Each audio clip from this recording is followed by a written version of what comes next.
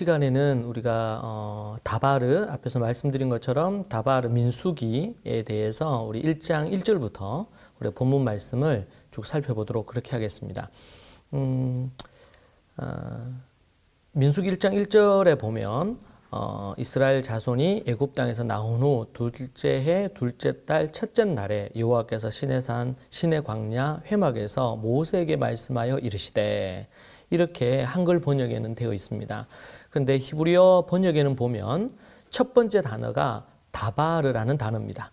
이 다바르라는 이 단어는 이제 여러 가지 의미가 있는데 지금 이 시간 살펴볼 건데, 하나는 하나님의 말씀입니다. 말씀.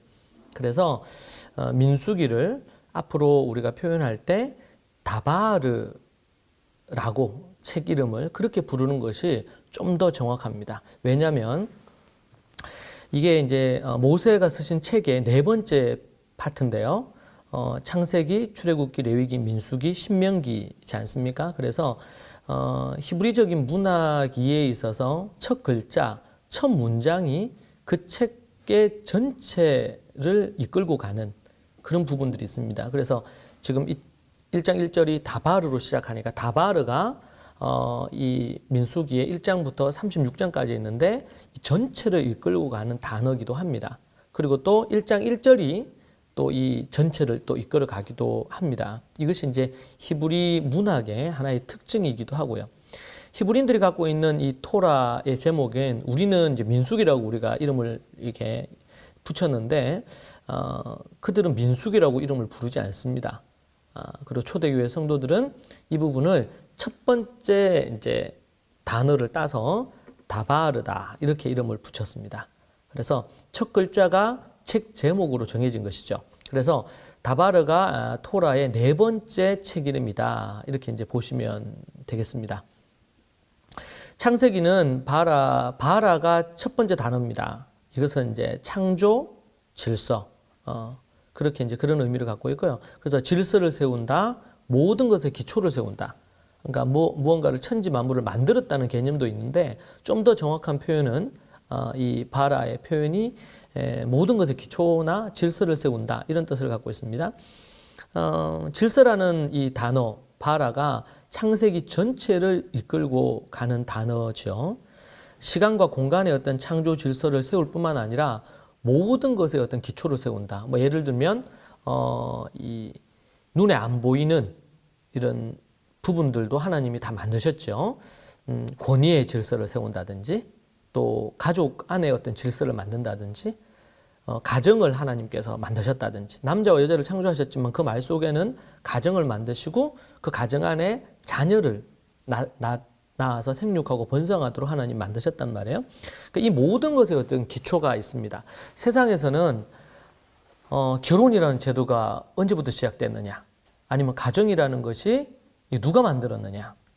그러니까 우리 하나님을 믿는 성경을 믿는 사람들은 이걸 하나님이 태초에 하나님이 인간을 만드셨고 또 모든 것을 종류별로 다 만드셨고 또 그 가운데 남자와 여자를 만드셨고 이런 부분들에 대한 걸 하는데, 그러니까 하나님을 모르고 성경에 대한 진리를 모르면 이 사회가 세월이 흐르면서 만들어진 것이 아니냐 이렇게 또 이해를 한단 말이에요. 그러면서 이제 올바른 것을 잘 이해 못하는 경우들이 생기곤 합니다.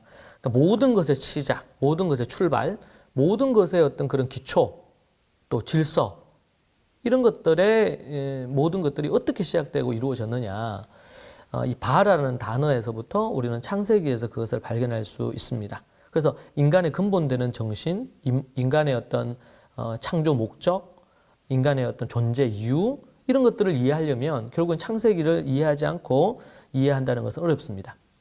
그래서 천지를 창조하시고 질서를 만드시고 한 인생을 계획하고 그리고 한 사회를, 한 가정을 질서 그리고 기초를 만드셨다. 이 의미가 바라라는 단어 안에 다 포함되어 있습니다.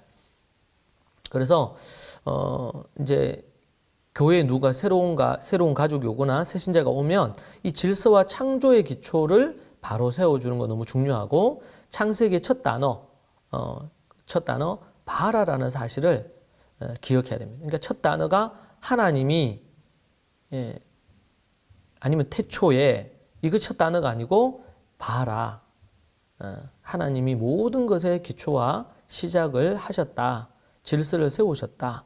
라는 의미를 가지고 이 단어 하나가 봐라가 창세기 50장까지 끌고 가는 단어다. 이렇게 이해하시면 됩니다. 출애굽기도 그렇습니다.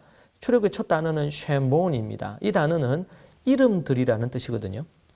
공동체의 어떤 역사와 아니면 구원, 기적, 공동체적인 책임, 이제 아브라함이나 이삭이나 한 가족 단위, 또 아니면은 어떤 한 부족의 개념이었다가 이제는 출애굽기를 접어들면서는 공동체를 이루게 됩니다. 이스라엘이라는 공동체가 만들어지죠.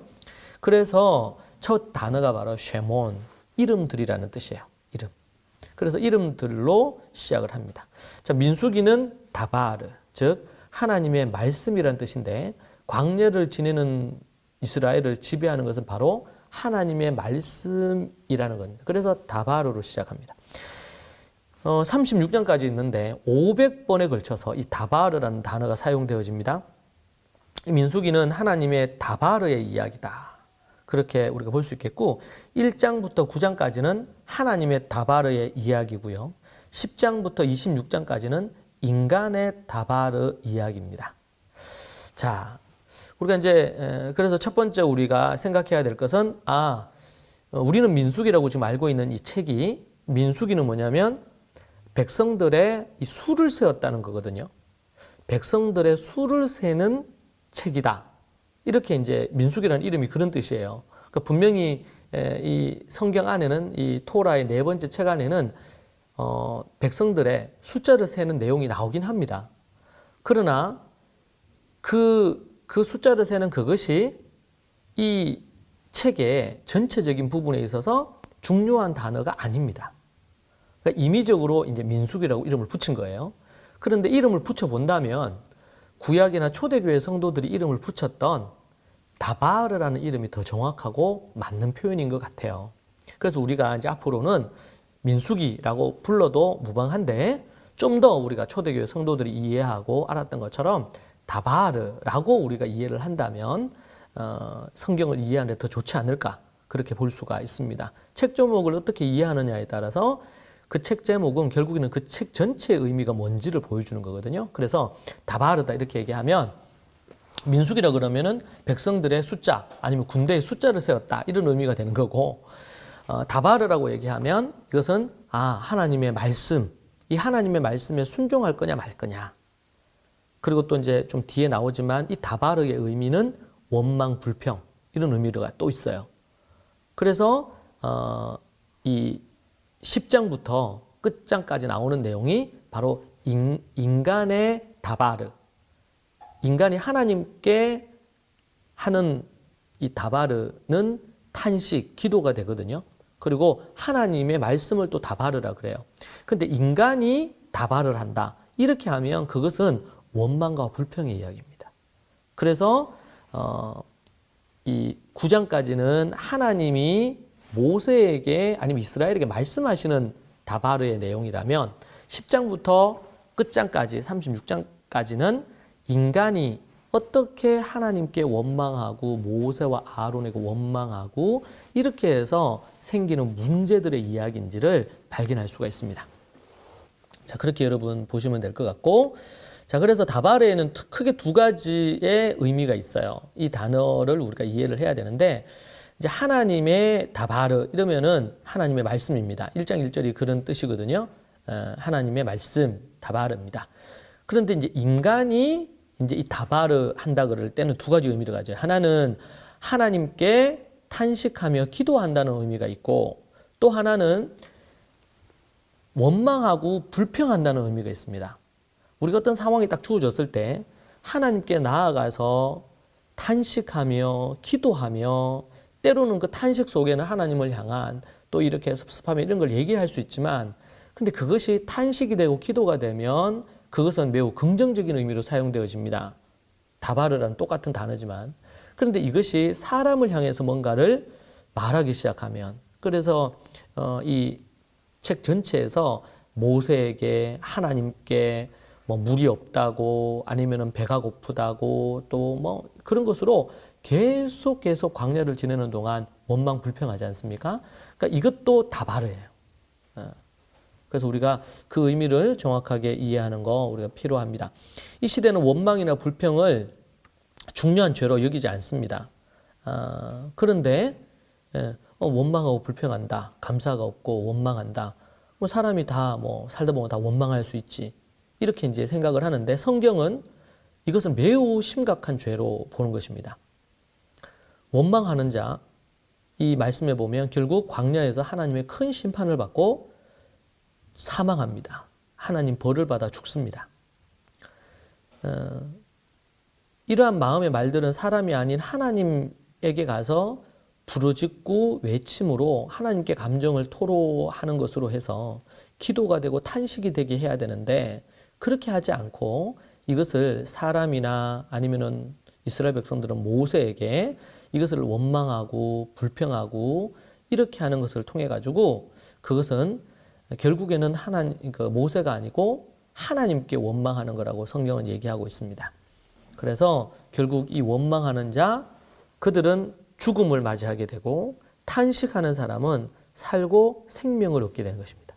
여러분 원망은 매우 무서운 죄입니다. 이 민수기 이 책 전체가 이 원망으로 피와 파멸에 이르는 이야기로 가득합니다. 10장 이후로부터는. 공동체를 파괴하는 원흉, 그게 뭐냐? 이 전염병처럼 돌아다니는 것이 이 마귀가 강력한 어떤 무기로 사용하는 것이 있다면 바로 이 원망, 불평하는 것이죠. 이 원망, 불평이 가정에 있으면 가정이 무너지게 돼 있고 가정의 질서가 깨트려지게 돼 있습니다. 이게 이제 공동체, 교회에서 이런 부분들이 생기면 교회 공동체가 무너지게 돼 있습니다. 서로 사랑을 잃어버리게 되고 문제가 생깁니다.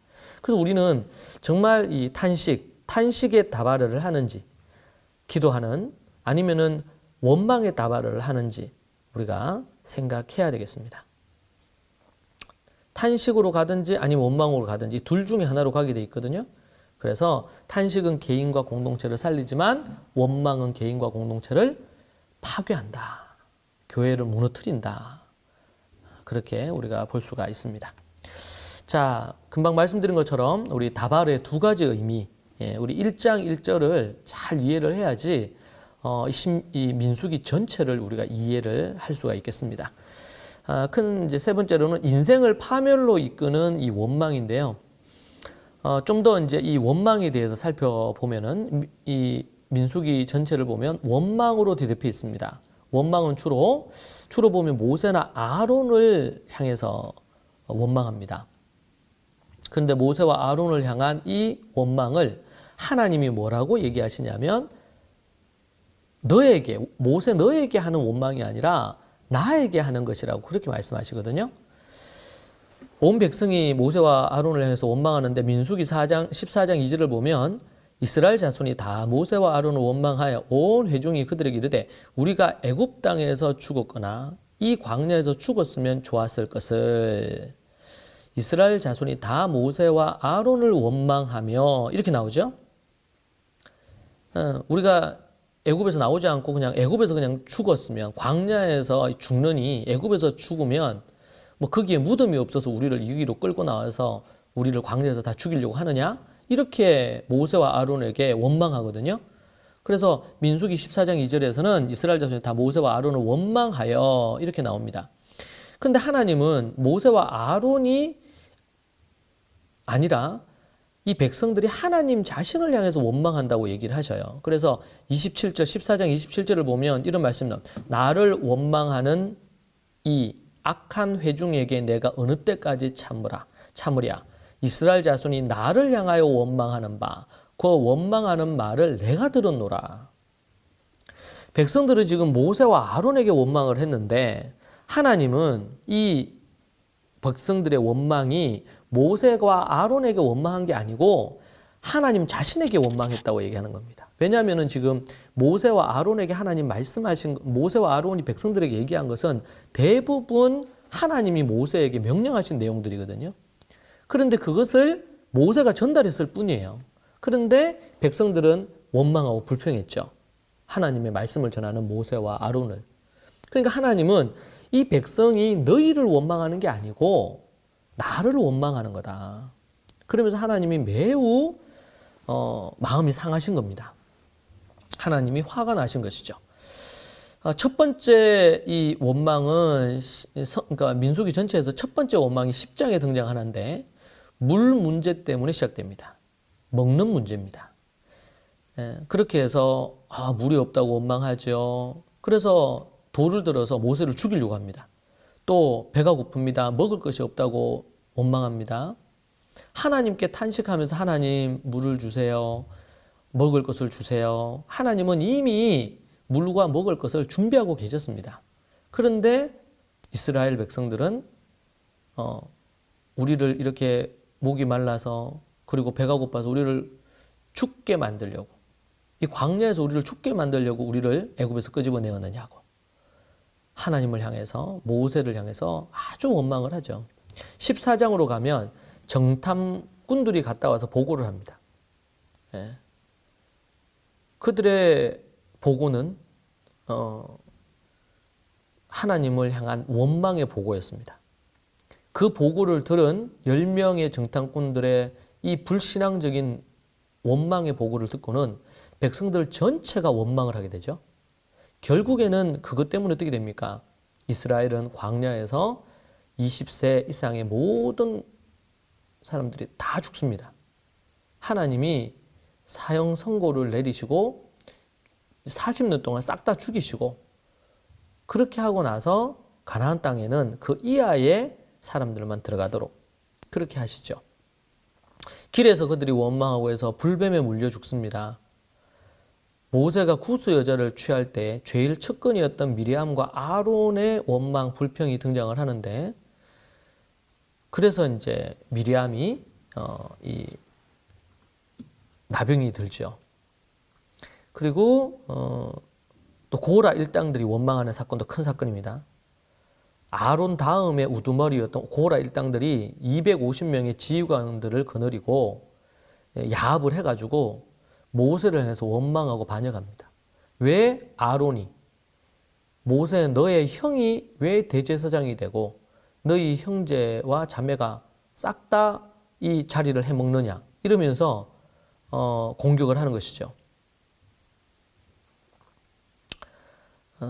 그러니까 하나님이 결국 그들을 심판하십니다. 죽음에 이르게 하시죠. 그것도 뭐예요? 원망하는 것 때문에 생긴 결과입니다. 민수기를 보면 원망과 불평에 대한 바른 관점을 갖지 못한다면 우리는 이 책을 잘못 이해하는 것입니다. 잘못하면 이 책 제목처럼 백성들의 어떤 그 숫자다. 몇 명이었느냐. 여기에만 초점을 둔다면 우리는 이 책 전체가 갖고 있는 의미를 우리가 명확하게 이해 못할 수 있어요. 그래서 우리가 민수기라고 부르기보다 다바르라고 이 책을 부르는 것이 훨씬 더 맞는 것입니다. 자, 그래서 하나님의 다바르 이야기, 말씀 이야기, 또 사람을 향해서 원망했던 이스라엘 백성들의 다바르의 이야기라고 볼 수 있겠고, 우리가 아직 익숙하지 않겠지만 뭐 민수기라고 부른다고 해서 그게 잘못됐다 이렇게 우리가 얘기할 필요는 없을 것 같고요. 되도록이면 모세의 네 번째 책, 하나님이 주신 토라의 네 번째 책이 다바르다 이렇게 보시면 되겠고, 우리는 지금 이 창세기 출애굽기를 나누어서 이렇게 하지만 원래는 이제 한 권의 책이라는 것으로 우리 두루마리도 한 권으로 돼 있지 않습니까? 우리 그렇게 이해하시면 여러분들이 성경을 이해하는데 훨씬 더 좋을 것 같습니다. 자, 그래서 원망과 불평의 이스라엘을 다룬 책이 이 다바르, 토라의 네 번째 우리가 일명 민수기라고 부르는 책이다. 그렇게 보시면 되겠습니다. 그래서 하나님이 얼마나 이 다바르를 싫어하시는지, 그렇게 다바르 하면 하나님께서 그들을 원망 불평하면 심판하시고, 때로는 하나님께서 그들의 원망 불평 때문에 하루에 때로는 많은 사람들을 심판하셔서 생명을 거둬가시기도 하고, 또 그들이 약속의 땅을 주셨는데 원망 불평한 것 때문에 그들이 40년 동안 광야에서 다 죽음으로 내시기도 하고, 아주 두렵고 정말 무서운 그런 것들이 생기거든요. 그러니까 이 시대가 이제 원망이나 불평을 가볍게 여기는데 교회에서도 원망과 불평을 가볍게 여기고요. 이제 그런 부분들에 대해서 우리가 경각심을 좀 가질 필요가 있다. 원망과 불평은 정말 다른 어떤 죄보다 더 심각한 죄다. 그리고 이 고린도전서 말씀에 보면 이건 우상 숭배와 같은 것으로 볼 정도로 매우 심각한 것으로, 살인이나 간음으로 보는 것처럼 심각한 것으로 다루고 있습니다. 그래서 이스라엘이 멸망을 한 것이 바로 이런 부분들 때문이라고 볼 수 있겠거든요. 자, 이 다바르에 관련된 이 네 번째 책에 대한 이야기를 고린도전서 10장에서 이게 나옵니다. 우리가 아는 것처럼 고린도 교회는 매우 그 안에 분란도 많고 분쟁이 많았던 교회입니다. 그래서 문제가 많았죠. 그런데 그 교회를 향해서 편지를 바울이 씁니다. 여러 편의 편지를 쓰는데 고린도전서는 첫 번째 썼을 때 쓴 편지입니다. 그 편지 고린도전서 10장에 보면 이 내용이 나오는데요. 10장 내용에 보면 10장 10절에 보면 그들 가운데 어떤 사람들이 원망하다가 멸망시키는 자에게 멸망하였나니 너희는 그들과 같이 원망하지 말라 이렇게 나옵니다. 이것이 우리 앞에서 봤던 것처럼 방금 봤던 것처럼 지금 민수기를 요약한 것입니다. 자, 10장 1절부터 우리가 쭉 보면 12절까지 쭉 이렇게 우리가 살펴보시면 더 의미가 명확해지는데요. 한번 우리가 본문을 읽으면서 살펴보시죠. 형제들아 나는 너희가 알지 못하기를 원하지 아니하노니 우리 조상들이 다 구름 아래 있고 바다 가운데로 지나며 모세에게 속하여 다 구름과 바다에서 침례, 세례를 받고 모두가 같은 신령한 음식을 먹으며 모두가 같은 신령한 음료를 마셨고 신령한 반석으로부터 마셨으니 그 이 반석은 곧 그리스도시라. 예.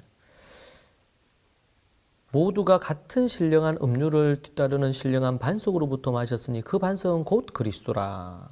그렇게 얘기를 합니다.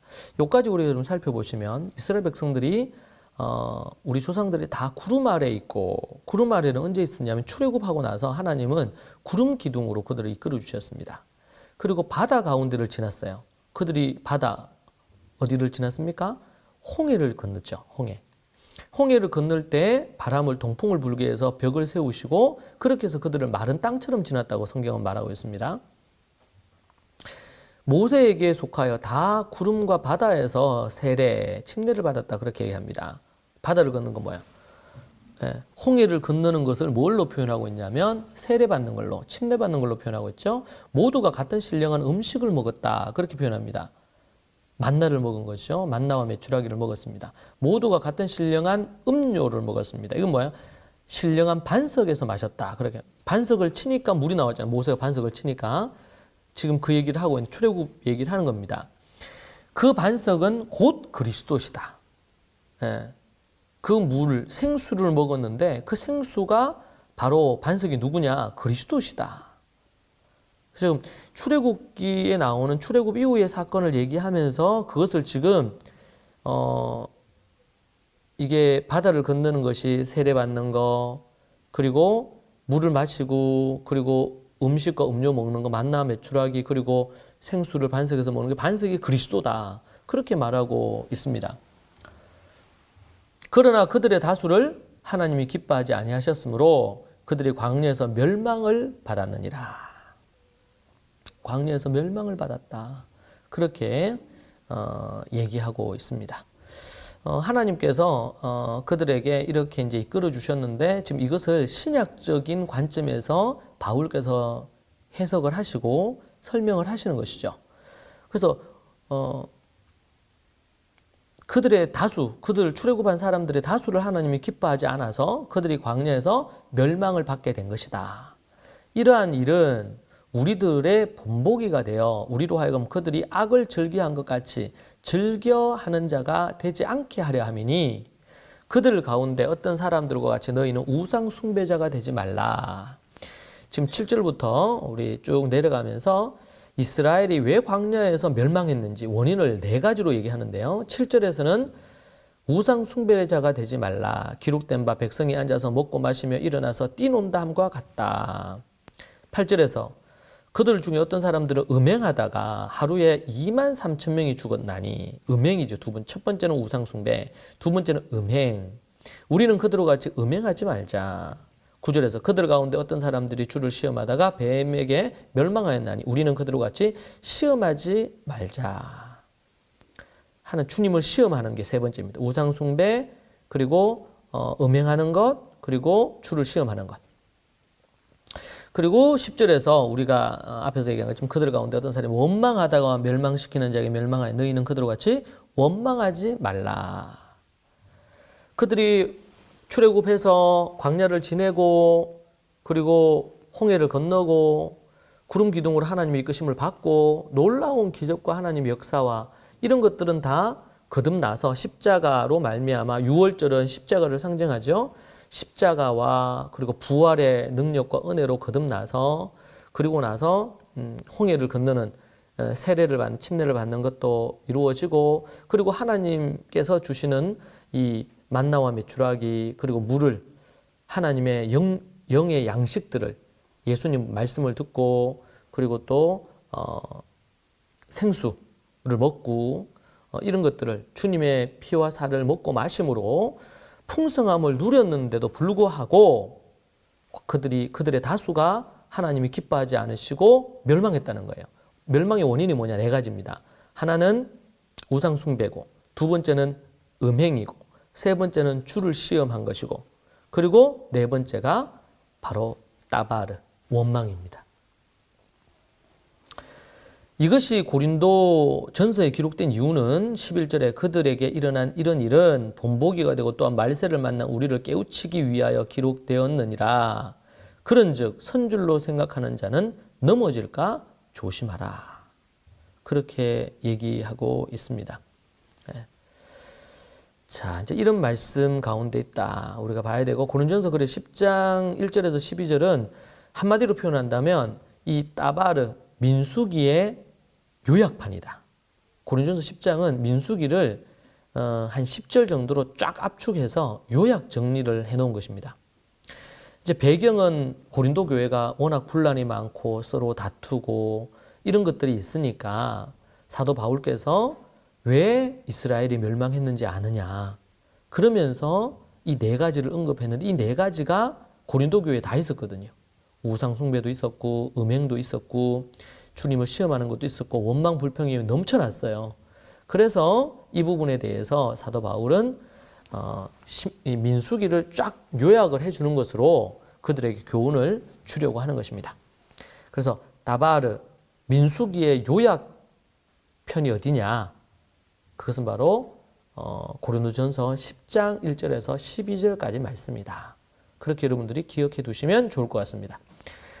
다바르를 기록하는 것은 말세를 만난 고린도 교회 당시 그들을 깨우치기 위해서 기록했다고 얘기하고 있습니다. 단순히 이스라엘의 역사를 출애굽의 역사를 기록한 게 아니고 그리고 광야를 지내면서 일어난 이야기를 써놓은 게 아니라 후대의 자손들에게 그리고 참된 아브라함의 참 아브라함 유대인이 될 이방인들을 위해서 이걸 기록을 하고 있다.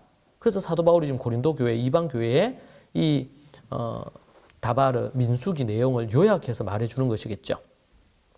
자, 다시 한번 정리하면 그들이 멸망받은 이유는 우상 숭배 7절에 8절에 음행 9절에 시험한 거 10절에 원망 이 네 가지. 우리 인생에 있어서 정말 우리가 깨어서 있어야 될 것도 우리가 성도들을 교육하고 훈련할 때도 이 네 가지를 정말 중요하게 가르쳐야 됩니다. 이것이 바로 이스라엘 백성들이 멸망한 이유입니다. 홍해도 건너고 만나와 메추라기도 먹고 반석에서 생수를 마시고 예수님을 통해서 생명수를 얻었음에도 불구하고 하나님의 심판에 이르렀던 이유가 요 네 가지 때문이다. 그런데 현대에서는 이 네 가지는 현대에서는 우습게 여기지는 거죠. 예. 그렇죠? 원망하는 게 뭐 심각합니까? 주님을 또 시험하고 이렇게 하는 게 뭐 중하게 생각 안 하죠. 요즘은 이제 음란한 거, 음행하는 거, 또 뭐 그 바람을 피거나 뭐 애인이 있거나 이렇게 하는 것 자체가 이 대수롭지 않는 일로 변했어요. 그만큼 이제 타락한 거죠. 참으로 안타까운 일입니다. 현대인들은 심각하게 생각하지 않는 것, 하나님은 매우 심각하게 생각을 하십니다. 그리스도인들조차도 원망은 뭐 사람이 살면서 어쩔 수 없는 거라고 얘기하는데, 성경은 이 원망이 결국에는 우리 인생을 파멸로 이끌고 참된 구원의 자리에서 멀어지게 만드는 그런 요인이 된다고 말하는 것이죠. 그래서 성경은 우리에게 원망이나 불평이 아니고 항상 기뻐하고 쉬지 말고 기도하고 범사에 감사하라고 그렇게 말씀하십니다. 탄식과 원망과 불평이 아니라 탄식, 기도를 하라고 이 따바르 민수기에서 얘기하는데, 데살로니가 전서에서는 그게 아니고 항상 기뻐하고 쉬지 말고 기도하고 범사에 감사하라고. 그러니까 기도하는 것뿐만 아니고 항상 기뻐하는데 항상 기뻐해야 돼. 그리고 또 기도를 하는데 쉬지 않고 뭐가 안 나오게, 원망과 불평이 안 나오게 기도랑, 도리어 사람에게 원망하고 불평할 거 하나님께 가져가서 하나님께 탄식하며 하나님 이거 억울해요, 하나님 도와주세요, 이렇게 하는 것이 더 맞다는 거예요. 그래서 쉬지 말고 기도하라는 거예요. 여러분, 우리 쉬지 않고 기도하지 않으면 원망과 불평이 흘러나오게 돼 있습니다. 그리고 원망과 불평이 생기면 뭐가 없어집니까? 감사를 잃어버려요. 감사를. 그래서 범사에 감사하라. 모든 일에 감사하라. 좋은 일이든 나쁜 일이든 즐거운 일이든 행복한 일이든 범사에 감사하라. 너무 중요한 부분입니다. 자, 그래서 이제 이 민수기, 이 다바르 책과 또 신약의 이런 고린도전서 말씀, 또 데살로니가의 말씀, 이런 것과 이런 연관성을 갖고 있습니다. 우리는 어떤 부분에서 문제가 생기면 성경이 뭐라고 얘기하는지 우리는 찾아봐야 되고 생각해 봐야 됩니다. 이스라엘의 어떤 이런 실패의 본을 통해서 우리가 그것을 따르지 않는 것을 배워야 되겠죠. 우리 첫 번째로 우리가 이제 중요하게 이제 우리가 보는 부분들이 우리 민수기를 다바르라고 부르자. 민수기라고 부르기보다 다바르라고 부르자. 그리고 이 다바르가 이 민수기 전체를 요약하는 단어인데, 이 단어의 의미를 여러분에게 이 시간 말씀을 드렸습니다. 우리가 이 민수기에 대해서 제대로 된 올바른 이해를 가짐으로 성경에 대한 깊은 이해를 얻을 수가 있고, 우리 목회자들이나 아니면 또 강의 들으시는 목회자들이나 또 우리 성도님들이 정말 우리 인생에 이 다바르 원망 불평이 얼마나 이게 심각한 건지를 깨닫는 그런 공부의 시간이 되시면 좋을 것 같고, 또 우리 지도자로 계시는 우리 분들은, 목사님들이나 많은 지도자들은 정말 하나님의 이 민수기 말씀, 다바르 말씀을 가르쳐서 성도들이 정말 하나님의 말씀 앞에, 그리고 또 원망과 불평을 하지 않는 그런 인생이, 도리어 항상 기뻐하고 쉬지 말고 기도, 범사에 감상하는 인생으로 훈련시키고 그렇게 살도록 만드는 게 너무 중요합니다. 하나님의 백성의 특징이 있다면 그것은 바로 하나님 앞에 감사하고 기뻐하고 탄식하며 기도하는 거다. 원망과 불평이 아니다. 여러분, 이것을 명심하시면 좋을 것 같습니다. 예, 우리가 첫 번째 우리 부분들 이렇게 우리가 정리하도록 하겠습니다. 우리 다음 시간에 또 뵙겠습니다.